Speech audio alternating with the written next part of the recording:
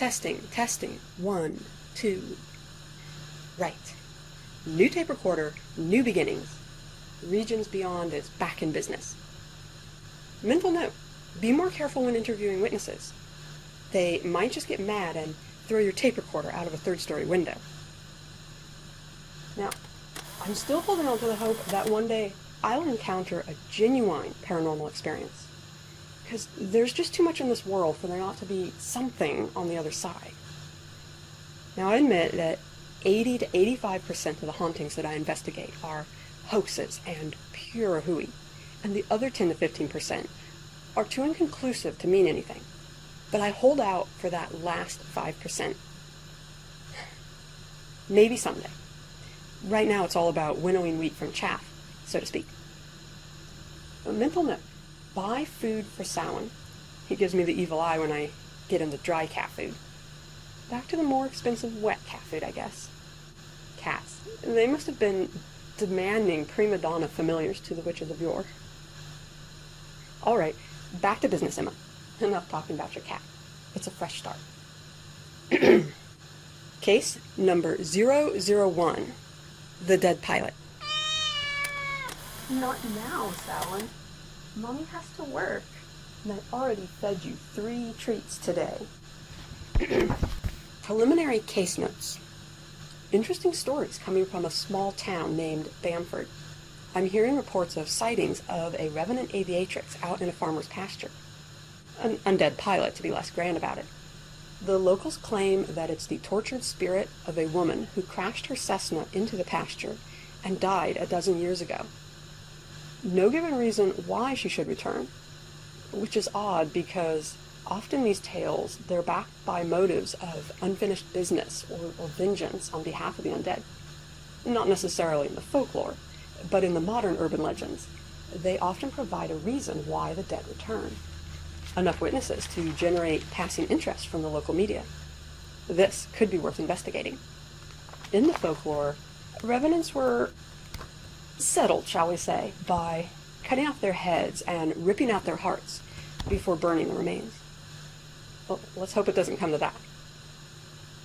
Mental note, if I'm going to be in a pasture, I should wear boots, just in case. All right. Mommy's going to feed you, don't worry. Pushy little fella, aren't you? Always get your way, don't you?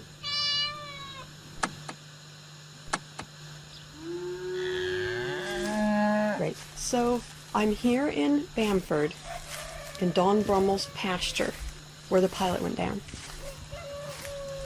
And all I can say is, thank heavens I wore boots, because this is a working pasture. There's good grass, there are some trees, cows, no signs of disturbance. The ground here is pretty solid. Any footprints would be trampled by the grazing animals. There's no plane wreckage, not that I expected there to be any after 12 years. But what does concern me is how recent the sightings are. Speaking with the locals reveals that they only began a couple of years ago. Why? And I also find it curious how the witnesses describe the pilot.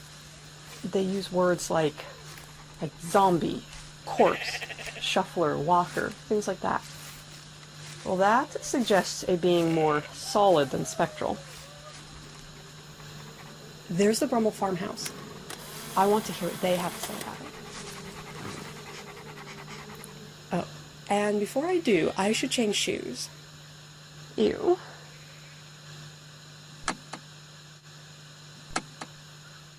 Interview with Don Brummel, a farmer in Bamford, about the activity in his pasture. Okay, in your own words, can you tell me what you know about the recent sightings in the area? Well, you see, ma'am, it started about 2-3 years ago. A bunch of kids saw her one night while they were experimenting with their daddy's beer out by my fence. They heard sobbing and wailing out by the woods that run up along the cow pasture behind the house. And I guess the beer made them feel brave because they went to have a look. Said she looked awful. arms and legs covered in dirt and blood. Her hair was a nest of tangles, her eyes like burning brimstone. Dirt and blood smeared on her face, and her hands were curled like claws. And she was wearing one of those hats that pilots sometimes wear, you know, the funny helmet with the goggles. Yeah, she was barefoot too, with her feet cut and bloody. She shuffled towards the kids, sobbing and raving and cursing like a demon unleashed. Kids fled for their life. Every couple of weeks, some newcomer trespasses on my property to get a gander at her. I used to get mad at them, but now I figure I'd let her deal with them. No one ever comes back after they see her. She scares the bejesus out of the folks. Probably the most efficient form of pest repellent I could invest in. God rest her soul. I figure all she wants is for people to leave her alone. As long as she don't hurt my cattle, I'm fine with that. Thank you for your candor, Mr. Brummel. Would it be possible that I could speak with your wife for a few minutes? Interview with Kimberly Brummel, housewife. Okay, if you could be so kind as to tell me what you know about the pilot in the pasture. I'm not sure what you hope to gain from any of this. Dead is dead. Let it stay that way. I don't know why the town got into all this superstitious nonsense about the undead. Poor woman was miserable. She and her husband were both amateur pilots, and he was cheating on her. Depressed, she got into that plane and took off, probably intending to fly away forever. But the instruments failed and she crashed, killing her instantly. It was a huge crash. Debris and other things everywhere. When you actually learn the whole story, it stops being mysterious and just ends up another senseless tragedy. Life is full of them. But there must be some reason why she emerges now. Why not a dozen years ago when she passed? Do you have some theory? I can't say for sure. Maybe Bamford just wants a boogeyman to blame. Things are tough lately. The factory in nearby Waterville shut down, putting thousands out of work. The fire, the poor harvest, the hazing incident at the high school. That man who drove his car into the crowd at the street fair. Maybe they want to say, the pilot walked last night. No wonder there was that bus crash. Rather than take responsibility. When my sister got sick, I didn't blame anyone. There was no one to blame. I chose to get to work to take care of her, and now she's gone too. I don't blame it on a woman back from the grave. Of course not. I'm sure you did everything you could for her. Thank you for your time, Mrs. Brummel. Take care. 1 a.m. According to witnesses, this is the optimal time to see the revenant pilot. She's said to walk in the small hours and sticks to the pasture, skirting alongside the woods at the edge of it. Mental note, next time these investigations are late at night outdoors, I'm bringing a thermos full of hot soup or hot cocoa. I should have brought Sal in for company. Of course, he'd be too busy off eating crickets. Wait, I think I heard something. I don't see anything yet. There's a good moon tonight, and I have my flashlight, but not on. I want to keep a low profile. Nothing on the EMF meter, although I expected that because we're dealing with a revenant, not a spirit. Wait, there's a shadow over by the tree. Something moved. I'm going to see if I can get closer to the trees. I want to see her, not the other way around.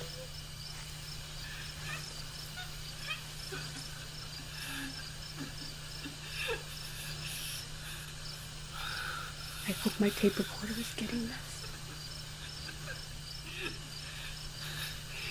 It should have been me.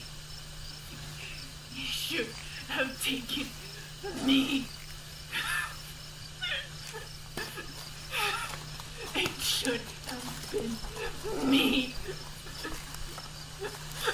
I can see her a little better. A woman, it seems. And she's digging, clawing at the ground. Her arms are covered in mud and blood. And her fingers are like claws. Her hair is wild. And there's something on her head, like a hat. And the moonlight is reflecting off of something glass, shiny. I think it's goggles. The aviator's helmet. Just like the kid said. The pilot. Can I get closer? It's like she's looking for something. Trying to dig. If I can just... Oh no.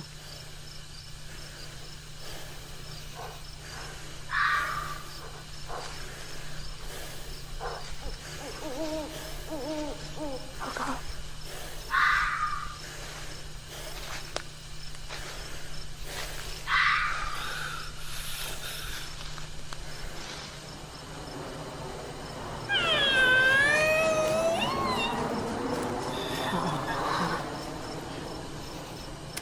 Well, that was a little too close for comfort.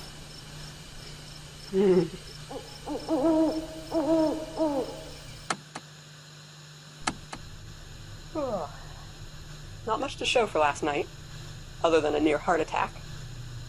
While I might have seen the revenant pilot, it doesn't explain why she's here. And why she showed up now. That's what bothers me. All these years of silence after her death, and suddenly she starts to walk again? Revenant legends, they don't tend to work like that. They're usually about the recently deceased. So why is the pilot walking? And why is she digging out at the Brummel pasture? What is she looking for?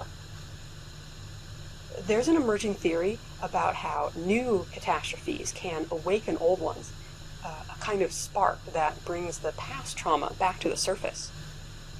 Say there was a bad car crash into a building, and that would give the spirits of a murder-suicide in that building the energy that they needed to walk again. It's not backed by much evidence, but is it possible that that's what's going on here in Bamford?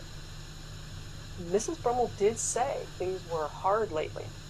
Did a recent tragedy feed the plane crash and bring our unfortunate aviatrix back to the mortal coil? Well, I am hoping that looking through old newspaper files here in the library will offer me some kind of direction. There's a number of possibilities over the last few years. A fire in a psychiatric hospital that forced the closure of the facility. The Waterville factory closure after a huge accident took the lives of 3 workers and the foreman. The street fair murder that resulted in the driver crashing his car into City Hall. Any one of these could have the emotional force to bring the pilot back. But what is she looking for? Does it have something to do with the plane crash? Hello. Is there anything I can help you with, ma'am? Oh, hello. Sorry you startled me for a second. I was here looking into the plane crash a dozen years ago. I don't suppose you know anything about it? Oh, yes, I do. I was friends with the woman who died. Her name was Ariel. It was just awful. She didn't deserve to go like that. Her husband, Joshua, got away with it, you know. Oh? Got away with what? With murder, of course. Look, he was cheating on Ariel, and she found out. She was so furious. Well, Joshua didn't want to leave his mistress, so he tampered with the Cessna's instruments before his wife flew again. She crashed the plane on one of her flights. Such a convenient accident, don't you think?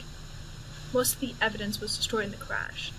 I think Joshua got to collect the insurance and fly away with his mistress, never to be seen again. No one has seen or heard from him in years. Probably sunning himself on a beach in the Caribbean with a new woman. The skunk. If you need anything else, you be sure to ask us up at the reference desk. Duly noted. Back in the pasture, 1 a.m. Let's hope the pilot shows again. Just my luck for her not to show up tonight. The undead would have more common sense than me at that point. It's freezing out here. Just hope tomorrow morning's headlines aren't Emma Emerson found frozen in pasture. Mental note, invest in a gallon-sized thermos to hold all the hot drinks that I need on cold nights like this. In the old legends, I would be preparing to rip out her heart to keep her from animating again. But in a way, maybe that's exactly what I'm going to do. But I have to finish this. I think I know what brings her here. And if she shows, I'll know for sure.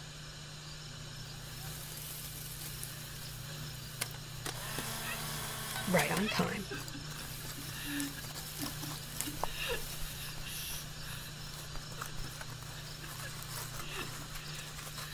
It's her.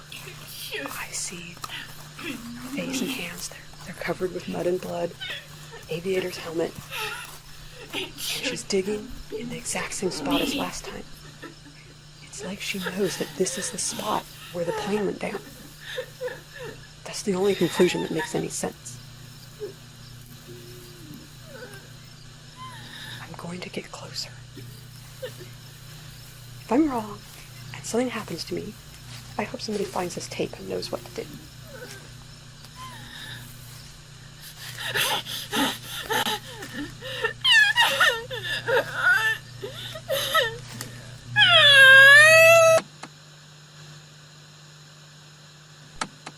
It's all over. I just got the letter from Mrs. Brummel. So the answer to the secret that I've been keeping for 3 years can finally come out. At least for my notes. I took the pilot back home that night. When she saw me standing next to her, she wailed and collapsed into sobs. I shepherded her back to the Brummel farmhouse. The Brummels weren't exactly pleased to see me with her, or that I had learned the truth. But we made a pact that I wouldn't say anything until it was all over. And to that I have been faithful. The undead pilot was Kimberly Brummel's sister, the one who got sick, but not sick in the way we were all meant to believe. She was Joshua's mistress, and she loved that man with every fiber of her being. Ariel found out about their affair. Furious, Ariel decided to kill them both. She was the one who tampered with the Cessna's instruments, and not her husband like the librarian believed. She figured that one day her husband would take his mistress up in the plane, and when he did, they would meet their maker.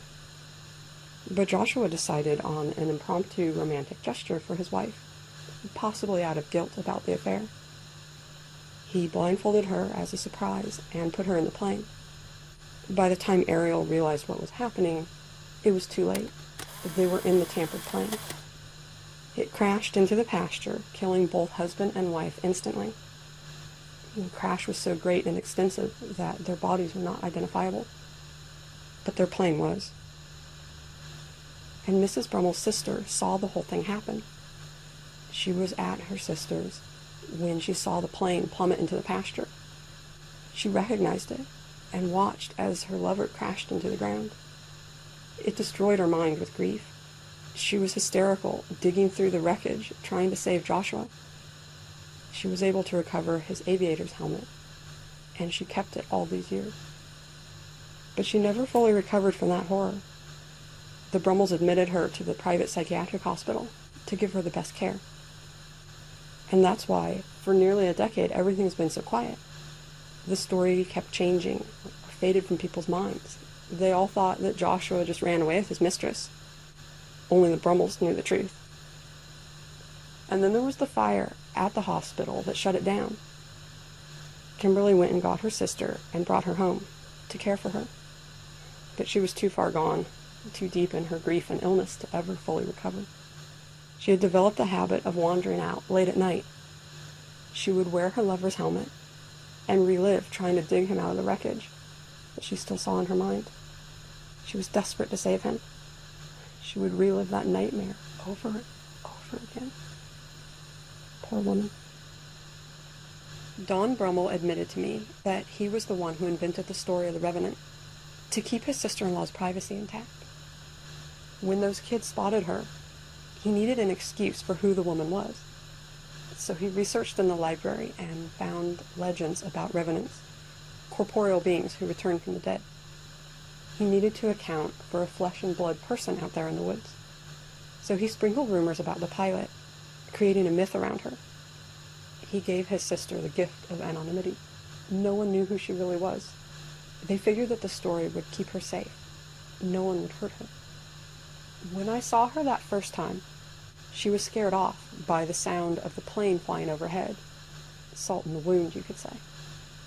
But that second time, she collapsed into my arms and cried, moaning about how it should have been her in the plane. She expected to go flying with Joshua that day. She never dreamed that he would take his wife. And that knowledge just compounded the horror for her. She would have been killed if she would have gone with him.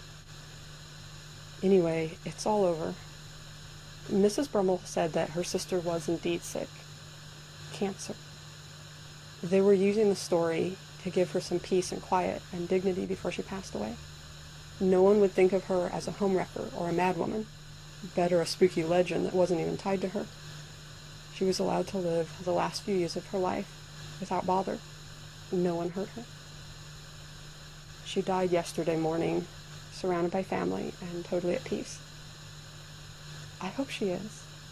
I wish nothing but peace for the Brummel family. The legend of the pilot may live on in that small town of Bamford, but let's give these poor souls, the real pulsing human hearts behind the tale, a chance at rest. There's been enough pain for them. All right, Salon. Mommy's coming. 1 can of Tuna Dreams wet food coming right up. Good kitty. Case number 001 closed. Results: non-paranormal activity. Mental note: stick to ghosts for a while.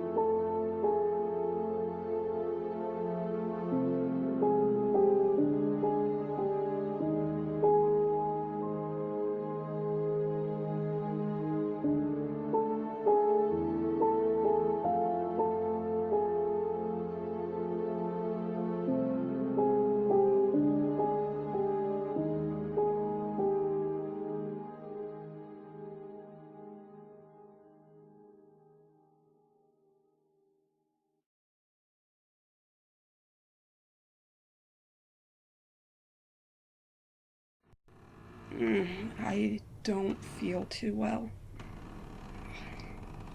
My head is pounding. My stomach is doing backflips. Wait. I hear something. Is it... It's going toward the bathroom, I think.